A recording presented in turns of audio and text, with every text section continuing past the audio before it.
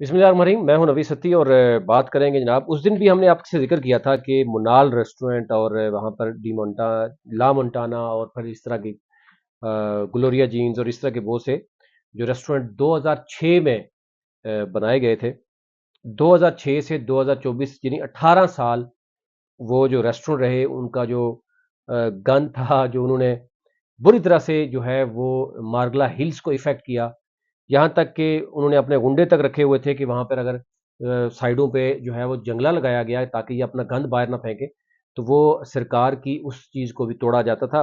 लेकिन ये केसेस तो चलते रहे। फाइनली हमने देखा कि क्योंकि पूरी दुनिया में ग्लोबल वार्मिंग का मामला है और इस्लामाबाद जैसे मार्गला हिल जो 300 तकरीबन 3000 एकड़ पे वो मौजूद है, उसमें सबसे ज़्यादा जो हम इशू आ रहा था वो मुनाल, ला मोंटाना और ग्लोरिया जीन्स का आ रहा था।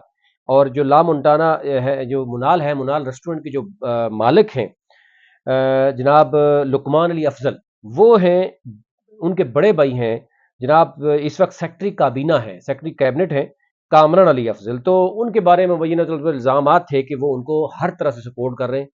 और जब से क्योंकि वो मुख्तलिफ ओहदों में रहे हैं, उसके बाद कामरान अली अफजल लुकमान जो है अली अफजल ने ये यानी बिजनेस शुरू किया। उससे पहले इनका कोई बिजनेस नहीं है, 2006-7 से पहले ये इस बिजनेस में नहीं है। लेकिन उसके बाद इस बिजनेस में आते हैं, मुतअद्दिद वाकयात होते हैं। एफबीआर वालों की भी शिकायत थी कि वहां पर मुनाल जाते थे, पहले वो मैनुअल तरीके से लोगों से टैक्स लेते थे, टैक्स कम जमा कराते थे। अगर उस दौर की अगर आप कहेंगे तो हम आपको कुछ एक दो स्टोरीज भी दे देंगे कि उस वक्त बाकायदा तौर पर मुनाल ने वो अच्छा खासा रेजिस्टेंस शो किया था और सब होटल को लीड कर रहा था कि हमने डिवाइस नहीं लगानी, कि जो रियल टाइम में टैक्स जो कलेक्शन है, ताकि आवाम भी देख सके कि मैं सपोज जाता हूं या आप जाते हैं, आवाम जाती है वो टैक्स। और सबसे बड़ी जो ब्लंडर था, सबसे बड़ा जो यानी ये माफिया बन चुका था कि ये सरकार की जगह थी, ये नेशनल पार्क था। इस नेशनल पार्क को लोगों को दिखाकर आपने देखा होगा अरबों रुपए यहाँ से कमाए गए, करोड़ों रुपए की टैक्स चोरी भी की गई।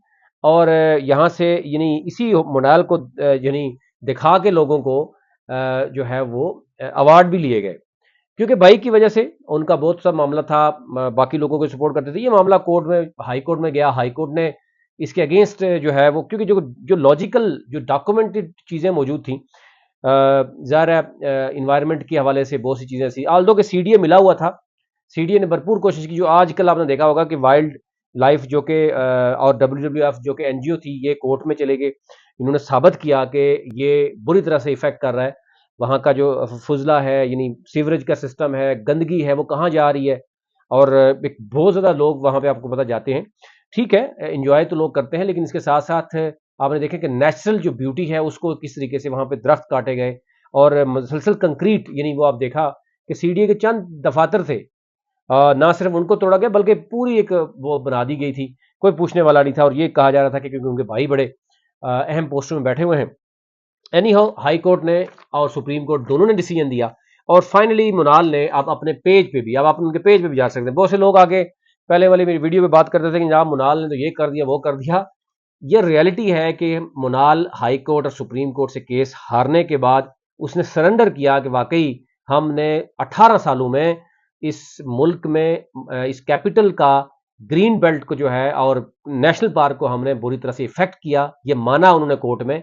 अदरवाइज आपको पता है यहाँ पाकिस्तान में बात करोड़ों रुपए की चलती है। अभी भी बात ये हो रही है, अभी भी मैं बात कर रहा हूँ कि इन्होंने लिख दिया कि हम बंद करने जा रहे हैं, लेकिन साथ साथ ये कोशिश कर रहे हैं कि इन्होंने क्या किया कि सीडीए, यानी जो वाइल्ड लाइफ का मामला था, जो कि मिनिस्ट्री ऑफ क्लाइमेट चेंज के पास था, वो सीडीए को दे दिया गया, ताकि सीडीए जो है वो हाई कोर्ट या सुप्रीम कोर्ट के जो अभी क्योंकि इंप्लीमेंट होना है सारा कुछ, ताकि सीडीए तो इनके साथ पहले ही मिला हुआ, तो सीडीए जो है वो इनको कंट्रोल कर सके और ताकि ये वहां से वाइंड अप ना करे।